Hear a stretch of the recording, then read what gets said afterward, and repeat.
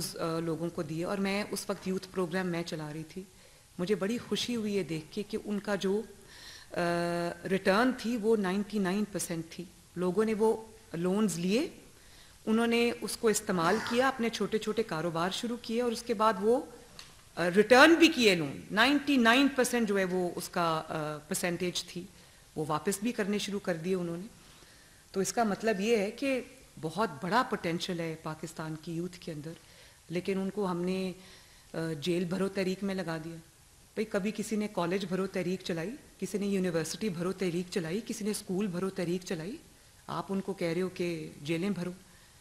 और जेलें भी जो आपके अपने बच्चे हैं वो इंग्लैंड में आराम से बैठ के जो है वो अच्छी एजुकेशन भी हासिल कर रहे हैं, लोगों के बच्चों को आप कहते हैं कि आके यहाँ पे जेलें भरो। जेबें आपने भरी हैं, चोरियाँ आपने की हैं, तो लोगों के बच्चे क्यों जेलें भरे? और देखो अभी मुझे आज फिर याद आता है कि जब इमरान ने लॉन्ग मार्च शुरू किया, तो वो आपको याद है वो जो बच्चों की पीटीआई के बच्चों की शहादत हुई थी, आई थिंक कंटेनर से गिर के भी कोई शहादत हुई थी, और एक कहीं और से कोई एक्सीडेंट हुआ था लॉन्ग मार्च में। वो लॉन्ग मार्च क्या था, उसके मकासद क्या थे? उसके मकासद पाकिस्तान के लिए थे, उसके मकासद यूथ की बेहतरी के लिए थे। वो पर्सनल एजेंडा था कि वो जो अपॉइंटमेंट होनी थी उसमें रखना डालना था, हुकूमत ख़त्म करनी थी। और वो आज जो बच्चे शहीद हो गए हैं उनको तो पूछने वाला भी कोई नहीं है। जिस घर से एक बच्चा, किसी का बेटा, किसी माँ का बेटा, किसी बाप का बेटा, किसी बहन का भाई जब जाता है तो उनका पूरा फ्यूचर तबाह हो जाता है। तो आपने अपनी सियासत चमकाने के लिए बच्चों की जानें ली, और किस लिए? कोई नेशनल कॉज नहीं था आपका। फिर आपके पास ना कोई इकोनॉमिक प्लान है, सिर्फ गिराओ, जलाओ, मार दो, मर जाओ, जेल भर दो, ये है आपका एजेंडा। ना आपके पास कोई माशी प्लान है, ना आपके पास कोई आपकी इकोनॉमिक पॉलिसीज़ हैं, ना आपने कोई प्रोजेक्ट दिया। मेगा प्रोजेक्ट तो दूर की बात है, आपने कोई प्रोजेक्ट भी नहीं दिया। कोई एक कॉलेज, कोई एक यूनिवर्सिटी, कोई एक हॉस्पिटल, कोई एक मोटरवे, कोई एक एक्सप्रेसवे, कोई एक बिजली का मंसूबा, कोई एक सीपेक जैसा कोई मंसूबा निकाल के दिखा दें, कुछ भी नहीं। झूठ का नाम बयानिया रख दिया। सोशल मीडिया के नाम पर आप लोगों की इज्जतें उछालने की कैंपेन्स चलाते, और सोशल मीडिया पे हमें भी मुकाबला करना पड़ता है। मुझे बहुत तकलीफ होती है जब हमें वो मुकाबला करना पड़ता है। हमारे पास तो सच्ची बातें करने के लिए आपने झूठ का नाम बयानिया रखा हुआ है आजकल, और बहुत अफसोसनाक डेवलपमेंट है। मैं आज आप सबके थ्रू पाकिस्तान की यूथ से मुखातिब हूँ। ये बहुत ही अफसोसनाक डेवलपमेंट है कि परफॉर्मेंस की जगह जो है वो नेगेटिव पॉलिटिक्स ने ले ली। जो नेशनल नैरेटिव होना चाहिए, कौमी बयानियाँ होना चाहिए, उसकी जगह झूठ के बयानिए ने ले ली, और इन सब चीज़ों ने परफॉर्मेंस को भी रिप्लेस कर दिया, और जो कंस्ट्रक्टिव पॉलिटिक्स थी उसको भी रिप्लेस कर दिया। आज आप मुझे बताएं पाकिस्तान का माशी तौर पे पाकिस्तान का क्या हाल है? इकॉनमी आपकी स्टेबलाइज नहीं हो रही, और आप ये देखो कि आपको इस वक्त तरक्की के नैरेटिव की ज़रूरत है, कौम को जोड़ने की ज़रूरत है, एक पेज पे आने की ज़रूरत है। आप उनको तकसीम कर रहे हैं। पाकिस्तान को इस वक्त बयानियों की ज़रूरत नहीं, पाकिस्तान को इस वक्त परफॉर्मेंस की ज़रूरत है। इंडिया को आप देखें, हमारा पड़ोसी मुल्क है, बेंगलोर में आईटी रेवोल्यूशन आया हुआ है, उन्होंने सिलिकॉन वैली को कॉपी किया है, और हम क्या कर रहे हैं? इतना आप देखें जो पाकिस्तान के माशी हालात है ना, नवाज शरीफ साहब ने तो जब सी पैक शुरू किया उसमें उसकी वजह से इतने प्रोजेक्ट्स आए, प्रोजेक्ट्स की वजह से इतनी नौकरियों के दरवाजे खुले, तो वो तो 1 करोड़ नौकरियों का झांसा देख के फरार हो गया। उसने तो लोगों को यूथ के नाम पे बेवकूफ़ बनाया। तो मैं समझती हूँ इस चीज़ को यहाँ पर आज ख़त्म होना चाहिए। हमें भी जो आईटी रेवोल्यूशन पूरी दुनिया में आया है हमें उसको पाकिस्तान में लाना चाहिए, उसको इम्प्लीमेंट करना चाहिए। ई कॉमर्स को हमें, क्योंकि नौकरियां अब जो हमारी फॉल्टरिंग इकॉनमी इस वक्त हम नौकरियां जनरेट नहीं कर सकते, लेकिन अपने घर में बैठे अपने लैपटॉप्स पे, अपने कंप्यूटर्स पे लोग बैठ के, बच्चे जो हैं वो बहुत कमा सकते हैं, 1000 2 हज़ार डॉलर्स महीने के बैठ के कमा सकते हैं। उन लोगों को वो टेक्निकल एक्सपर्टीज़ देना, उन लोगों की हैंड होल्डिंग करना, उन लोगों की ट्रेनिंग्स करना, ये हमारा मकसद होना चाहिए। और जो सियासत इन्होंने शुरू की है उसका भी हाल देख लें। मतलब ज़ेनी मरीज़ों की एक सियासत शुरू कर दी है। कौम को भी, खुद तो ज़ेनी मरीज़ थे, कौम को भी ज़ेनी मरीज़ बनाने की पूरी कोशिश हो रही है। पहले, अब कल मैं टीवी देख रही थी, जब से ये गवर्नमेंट ये वोट ऑफ नो कॉन्फिडेंस इनको लगा कि कामयाब होगा, तो जी यूएस ने, अमेरिका ने हमारे ख़िलाफ़ साजिश कर दी। अमेरिका रजीम चेंज साजिश हो गई जी, और अमेरिका, डोनाल्ड नू ने हमारे ख़िलाफ़ साजिश कर दी। वो साइफ़र आ गया अचानक कहीं से। मैं तो उस वक्त भी कहा था कि ये साइफ़र फ्रॉड के सिवा कुछ नहीं। मेरी पुरानी तकरीरें, स्पीचेस, मीडिया टॉक्स उठा के देख लें, मुझे तो पता था झूठा बंदा कभी सच बोल ही नहीं सकता। तो बड़ा हमने पिछले कई माह में सुना कि हम कोई गुलाम हैं, हम कोई ज़ेनी गुलाम हैं, गुलामी नामंजूर, इम्पोर्टेड हुकूमत, साइफ़र, हकीकी आज़ादी और एब्सोल्युटली नॉट, अमर बिल मारूफ। तो आज मैं पूछ सकती हूँ कि वो हकीकी आज़ादी का क्या हुआ? वो अमर बिल मारूफ की जो कैंपेन, कुरान पाक की एक आयत की आपने एक झूठ पे बेस्ड कैंपेन चलाई, उसका क्या हुआ? गुलामी नामंजूर के नारे का क्या हुआ? और आज आप लोगों को आसान ज़बान में बताएं, कौम को, यूथ को बताएं जिनको आपने गुमराह करने की कोशिश की है, उर्दू में बताएं कि आपने झूठ बोला था, आपने धोखा दिया था लोगों को। और आप देखें कि सिर्फ ये अमेरिका वाली बात इन्होंने नहीं की, इन्होंने जो पाकिस्तान की फॉरेन पॉलिसी है, पाकिस्तान के रिलेशंस हैं मुहज़्ज़ब मुल्कों के साथ, उसको इन्होंने जेपडी में डाल दिया, उसको इन्होंने ख़तरे में डाल दिया, सिर्फ इसलिए कि आपने उस वक्त आवाम को कोई बात बतानी थी कि मेरे ख़िलाफ़ तो साजिश हो गई। और वो जो जलसों में ख़त लहराते थे कि ये साइफ़र है, वो ख़त आपने कहा कि मैंने सुप्रीम कोर्ट में भी भेजा, किधर गया वो बयानी? उस बयानी की न सिर्फ मौत हुई है बल्कि उसकी नमाज जनाजा और तदफीन जो है वो ज़मान पाक में होनी चाहिए। वो जनाजा कौम को पढ़ लेना चाहिए उसके ऊपर। फिर आपने पहले एक बयानिया बना दिया कि हम कोई ज़ेनी गुलाम तो नहीं है, ये इम्पोर्टेड हुकूमत है, अमेरिका ने मेरे ख़िलाफ़ साजिश कर दी, डोनाल्ड लू ने ये कर दिया, वो कर दिया। उसके बाद आपने लॉबिंग फर्म्स, आपको पता चला कि आपने तो बहुत बड़ी गलती कर दी है, तो आपने फिर लॉबिंग फर्म्स हायर की, अमेरिकन टेलीविज़न को और इंटरनेशनल मीडिया को इंटरव्यूज़ देने शुरू किए। उसमें आपने कहा कि मुझे तो नहीं नज़र आ रहा कि कोई साजिश हुई थी मेरे ख़िलाफ़।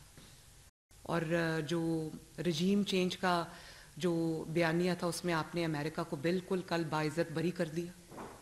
तो क्या वो सारे बयानिए जो है वो वफात पा गए? लेकिन ये तो सवाल करना बनता है ना कि कौम से झूठ क्यों बोला? आप सब यूथ के रिप्रेजेंटेटिव्स यहाँ बैठे, आप अपने हलकों में लोगों को पूछें कि जिन्होंने इनकी बात पे यकीन किया था, उनको आज ये सवाल करना चाहिए कि हमें क्यों बेवकूफ़ बनाया। हमें हमारी गाड़ियों पे जो एब्सोल्युटली नॉट के और वो गुलामी नामंजूर के स्टिकर्स लगाए थे, वो क्यों लगवाए थे हमसे? आज उन स्टिकर्स का क्या करना है? उतार के रख दें या लगे रहने दें? और फिर उस झूठे बयानिए की वजह से, उस झूठे बयानिए के लिए इन्होंने लोगों को गद्दार कहा, लोगों को गैर मुल्की एजेंट कहा, लोगों को कहा कि ये इम्पोर्टेड हुकूमत है, ये बाहर से साजिश आई है, ये ऐसा हुआ है। कोई नदामत है उस झूठ की? कोई शर्मिंदगी है उस झूठ की?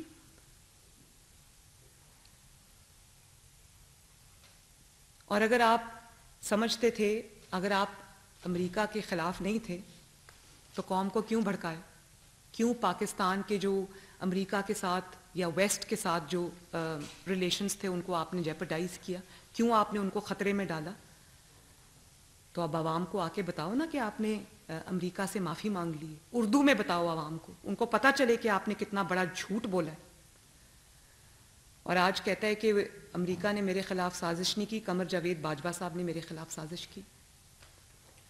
तो ये वही शख्स है जो जब तक हुकूमत में था कहता था कमर जावेद बाजवा से ज़्यादा कोई जमहूरी चीफ अवामी स्टाफ नहीं गुजरा। कमर जावेद बाजवा साहब ने जितनी मेरी हुकूमत की मदद की है किसी ने नहीं की। और ये वही शख्स है ना जो आज कह रहा है कि कमर जावेद बाजवा ने मेरी हुकूमत को घर भेजा। वो जब उसको पता चला कि मेरी हुकूमत ख़त्म हो रही है तो ताहयात एक्सटेंशन देने के लिए उनके पास पहुंच गया कि आपको एक दफ़ा तो मैं दे चुका हूँ एक्सटेंशन, दूसरी दफ़ा आप ताहयात एक्सटेंशन ले लें। आप सोचें कि वो इंस्टीट्यूशन के साथ क्या कर रहा था, सिर्फ अपनी हुकूमत बचाने के लिए इस मुल्क के साथ क्या कर रहा था, जिसको आज वो मीर जाफ़र कह रहा है, मीर सादिक कह रहा है, जानवर कह रहा है, जिसको ये कह रहा है कि इसने मेरी हुकूमत गिराई, उसको उसने ताहयात एक्सटेंशन देने की बात की। और फिर आप ये देखो कि इनके पुराने इंटरव्यू सुन लें, ये कहते थे कि अगर मैं इक़्तिदार में आया और इस्टेब्लिशमेंट ने मेरी बात ना मानी तो मैं आवाम के पास जाऊंगा, मैं उनको बताऊंगा कि इस्टेब्लिशमेंट क्या कर रही थी। तो आज जब जनरल कमर जावेद बाजवा घर चले गए तो आपको, और आज आपको पता है कि वो अपने आप को डिफेंड नहीं कर सकते, मैं उनको कोई बेल आउट नहीं दे रही यहाँ पर, लेकिन आज जब आपको पता है कि वो अमेरिका ताकतवर है, वो अपने आप को डिफेंड भी कर सकता है और वो आपको नुकसान भी आपको उस बयानिए का हो सकता है, तो आज आपने जो निशाना है उस पर आपने जनरल कमर जावेद बाजवा को रख लिया। उस वक्त आपने क्यों, आप उनसे छुप छुप के, हुकूमत जाने के बाद भी प्रेसिडेंसी में छुप छुप के उनसे मिलते रहे, तो क्या बात कर रहे थे उनसे? उस वक्त ये क्यों नहीं कहा कि मेरी हुकूमत आपने ख़त्म की? उस वक्त तो आप ये कह रहे थे कि प्लीज़ मुझे वापस हुकूमत में ले आएं। और आज भी आप प्रेसिडेंट ऑफ पाकिस्तान के पास बार बार जाते हैं कि मेरी एक मुलाकात करा दें, और फिर आप कहते हैं कि ताली नहीं बज रही, ताली एक हाथ से बजती है। इस्टेब्लिशमेंट ने तो अपना हाथ हटा लिया, इस्टेब्लिशमेंट ने इनसे हाथ खींच लिया, बल्कि तो अब अदलिया के घोड़े पे सवार होकर आने की कोशिश कर रहा है। इसको कोई ना कोई बैसाखियां चाहिए होती आने के लिए, ये अपने ओन पे कुछ भी नहीं कर सकता। तो जो बात जब आके कहते हैं तो ऐसा लगता है कि पता नहीं कितनी जो जज्बा है और कितनी सच्चाई है बात में, और जब आप फैक्ट्स को देखते हैं तो आपकी अकल दंग रह जाती है। इंसान को यकीन नहीं आता कि एक इंसान इतना बड़ा मुनाफिक जो है वो कैसे हो सकता है।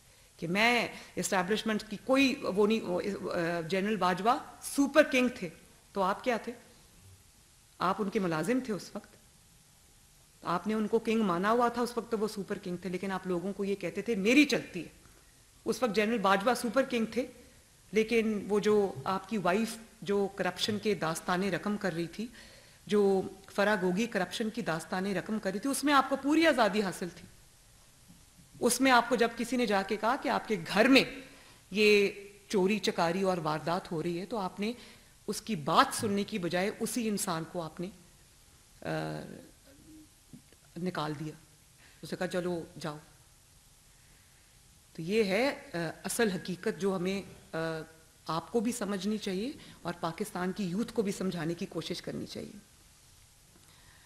और मैं इसलिए ये बातें आज आपसे कर रही हूँ कि आपको भी ये इंसल्ट है ह्यूमन इंटेलिजेंस की, यूथ की इंसल्ट है कि आप समझ रहे हैं कि वो ज़हनी तौर पे शायद आपकी तरह इतने माजूर हैं कि आप झूठ बोलेंगे वो सुन लेंगे, मान लेंगे, आप यू टर्न्स लेंगे तो वो मान लेंगे। और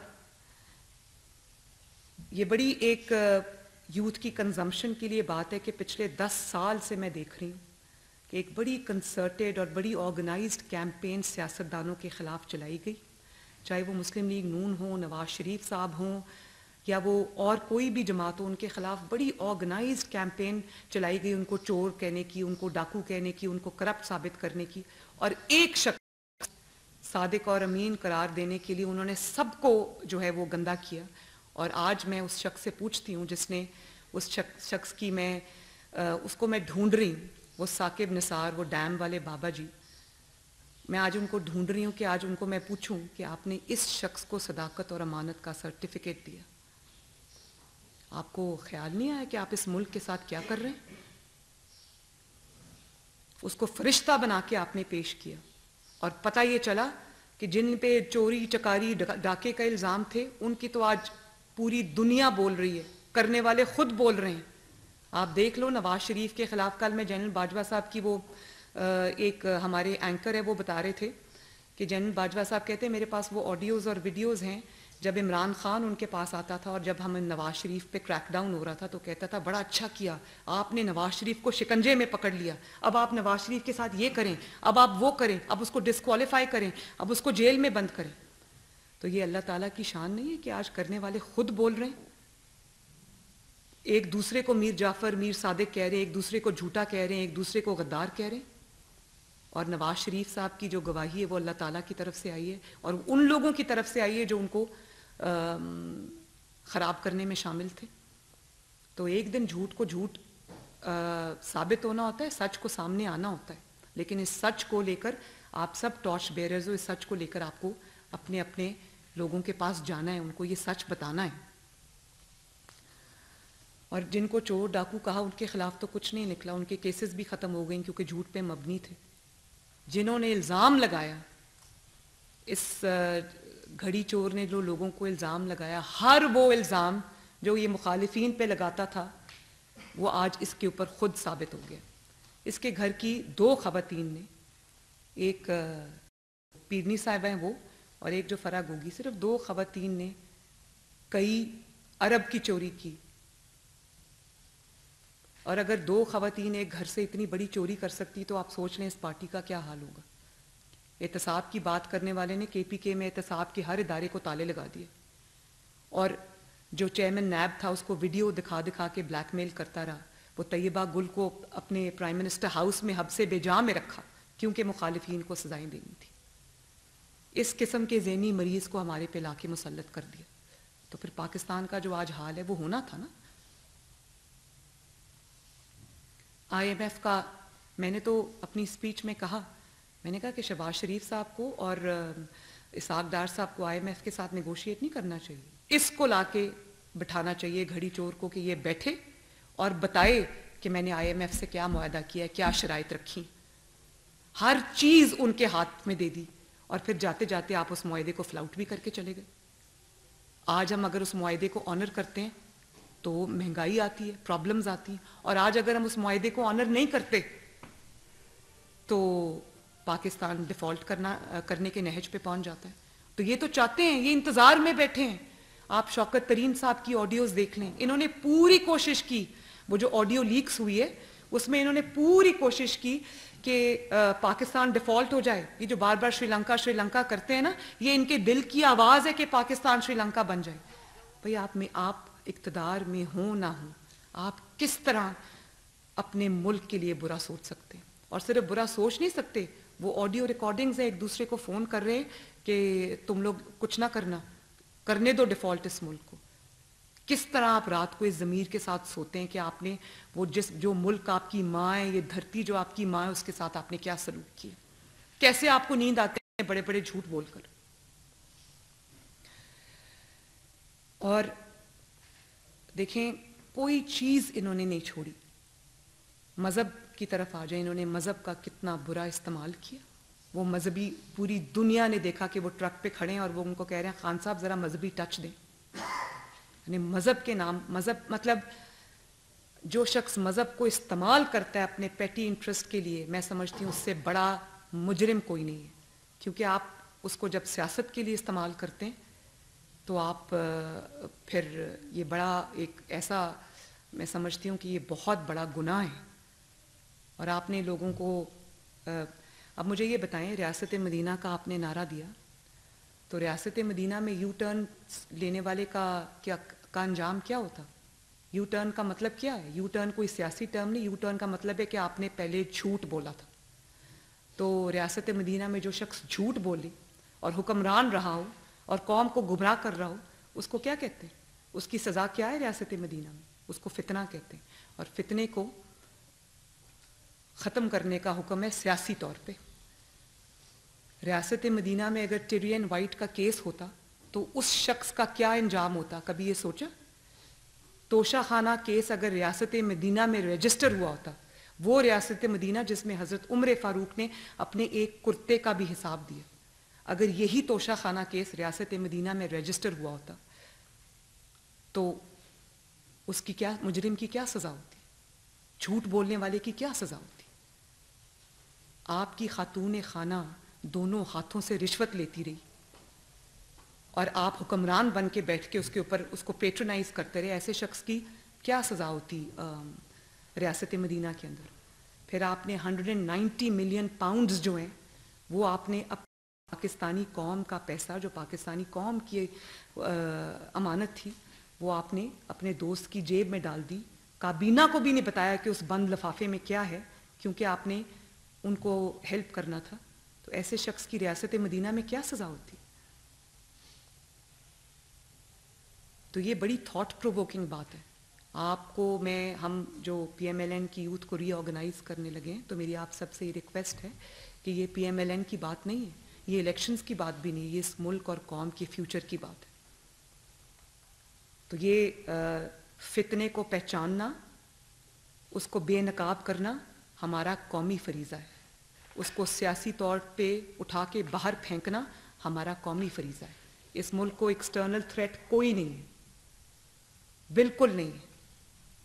इस मुल्क को अगर थ्रेट है तो पॉलिटिकल इंस्टेबिलिटी से, क्योंकि जब तक वो कहते हैं कि political instability is the breeding ground of all political ills, तो जब तक पॉलिटिकल इंस्टेबिलिटी रहेगी ये मुल्क आगे नहीं बढ़ सकता। तो मैं बहुत जल्द इंशाअल्लाह ताला अपने हम यूथ को रीऑर्गेनाइज करने की और उसमें हम उसको शामिल करेंगे इंशाअल्लाह ताला। मेरा ये एजेंडा है, इसीलिए मैंने आज आप सबको आज बुलाया है और इस पे हमें काम करना है। उनको कंस्ट्रक्टिव एक्टिविटी की तरफ लेके आना है, उनको हमने एक विज़न देना है, उनको हमने मौक़े फ़राहम करने हैं, उनकी हैंड होल्डिंग करनी है, उनको हमने टेक्नोलॉजी की तरफ लेके जाना है। उसके लिए उनको जो भी सहूलियात, जो भी उनको हैंड होल्डिंग, जो भी हेल्प उनको रिक्वायर्ड है वो हमने उनको देनी है। तो हम बहुत जल्द एक चार्टर ऑफ यूथ अपना कौम के सामने लाएंगे, जिसमें मैं ये समझती हूँ कि जो यूथ है उसकी क्या प्रायोरिटीज़ होनी चाहिए और हुकूमत को किस तरह से यूथ की जो है वो हैंड होल्डिंग करनी चाहिए, ताकि उनको भी एक डायरेक्शन मिले। वो भी एक जो अपना एक बहुत बड़ा बल्ज है यूथ का, मेजॉरिटी है इस वक्त पॉपुलेशन की, तो उनको हम कंस्ट्रक्टिवली जो है वो अपने साथ इन्वॉल्व भी करें और उनको यूथ इस कौम की तकदीर बदल सकती, तो उनको हम अपने फोल्ड्स में शामिल भी करें। तो इंशाअल्लाह ताला आने वाले दिनों में आप ये देखेंगे कि हम आपकी सबकी मदद के साथ, क्योंकि ये नई लीडरशिप आप ही में से आएगी और नए MNAs, MPAs और जो और भी फ्रंट लाइन पे जो लोग भी हैं वो आप ही में से आएंगे। तो मेरी आप सबसे ये रिक्वेस्ट है कि ये मैसेज लेकर आप अपने अपने हलकों में यूथ में जाएं और उनको ये मैसेज डिलीवर करें। Thank you very much.